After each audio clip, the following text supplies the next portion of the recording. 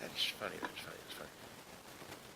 Okay, I've got a slide which shows the fuel rod assembly. It must be a later one. Turning, if I may, to enrichment. We'll get back to the fuel assembly. Enrichment is the market that we might very well add to.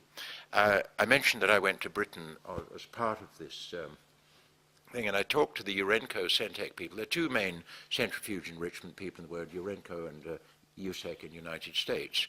That's second generation. First generation was diffusion, no plants being made there now, hugely energy intensive.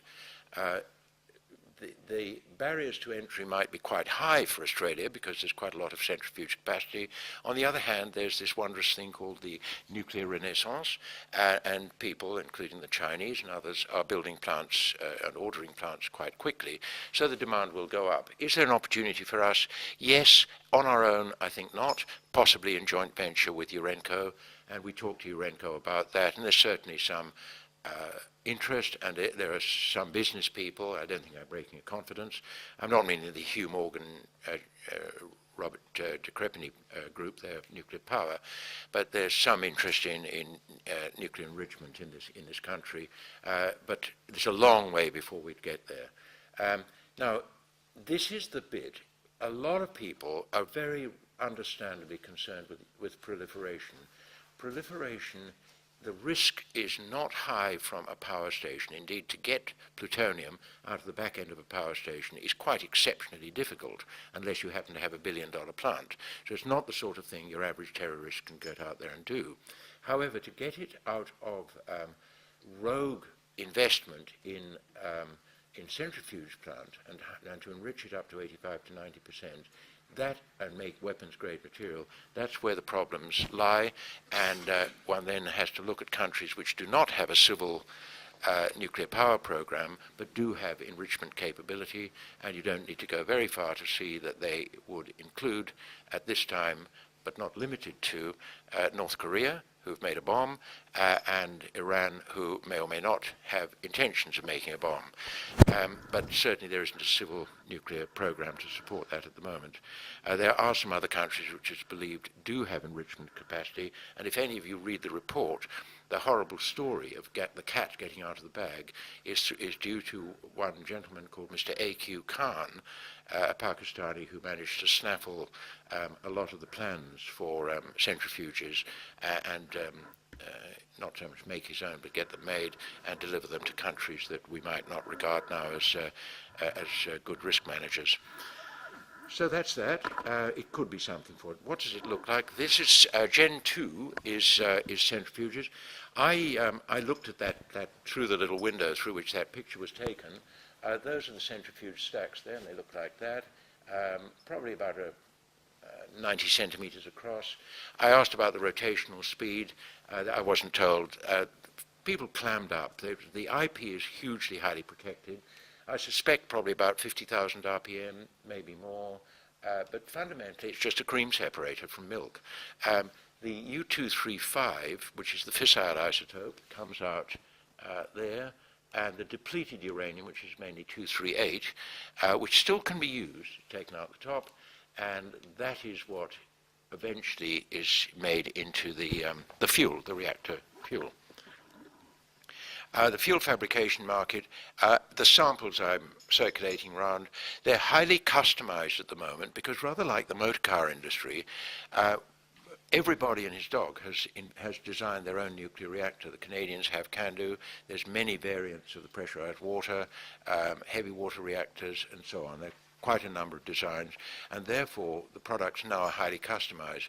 With Gen 3 reactors, today's generation, what people are ordering now, there's much more standardization, just again like the car industry, and the Holdens, Fords, and Toyotas are emerging as the best buys, and that's the way the industry is going to go, just as it has done in the rationalization in the conventional steam power and boiler industry. Few international, very large producers. However, I don't think we would be likely to get into the fuel fabrication market because there's a lot of surplus capacity, and it's not a big money spinner, but it is something if we did enrichment that could could come to us probably very many years hence. The fuel pellet, that was the slide I was searching for before. One of those pellets, and you've probably all now seen one of those pellets is equivalent in energy terms to about 3 barrels of oil or 1 ton of good quality thermal coal, and I think 17,000 cubic feet of gas. So the interesting, putting aside for a moment the radiation concerns that people have, if you look just at sheer volume of fuel to make energy, it is a very low volume process. 5 of those would be enough for any of your households in 1 year, and the waste volume is almost identical.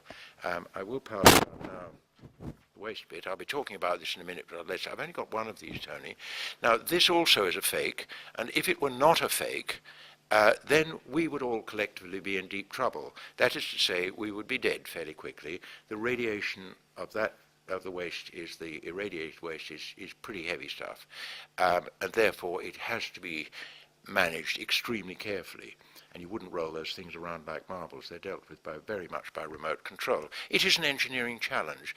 Let us reflect, and I think Stuart would have told us that our society produces a staggering amount of industrial and other wastes, much of which is highly toxic, and the whole business of dealing with the wastes that we human beings bring to the planet involves a huge amount of engineering.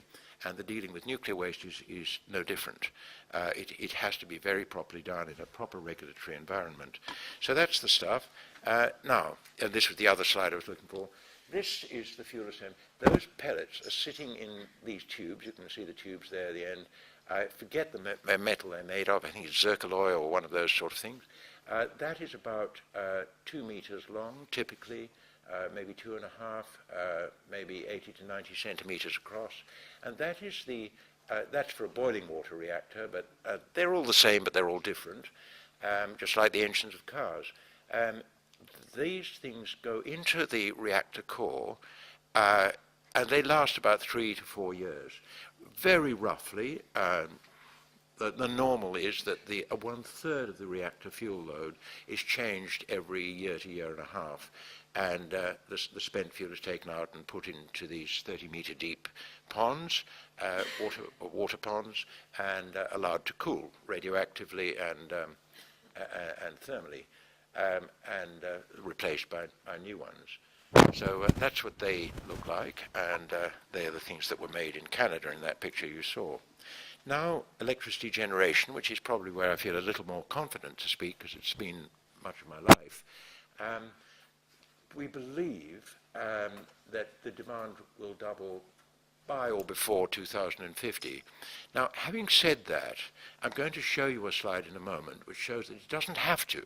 It's very much society's choice if we want to let it double or not. As Stuart was saying so eloquently in terms of water, there are a great number of strategies, and conservation of all of those is far and away the lowest cost per megawatt hour, just as with gigaliters. But we do need far more commitment than we show at the moment, far more. And Stuart's Institute is one of the leaders in Australia in driving towards this direction. But let us just take the sort of almost business as usual projection. We say we need 100 GW of new generating capacity. That's not quite correct. There may be some life-enhanced coal technology around by that time that is working today. That's quite possible with new advances in metallurgy, but it certainly won't, and our task force in no way suggested that all of that new would be nuclear. In fact, probably a small part would be, if we choose to go it.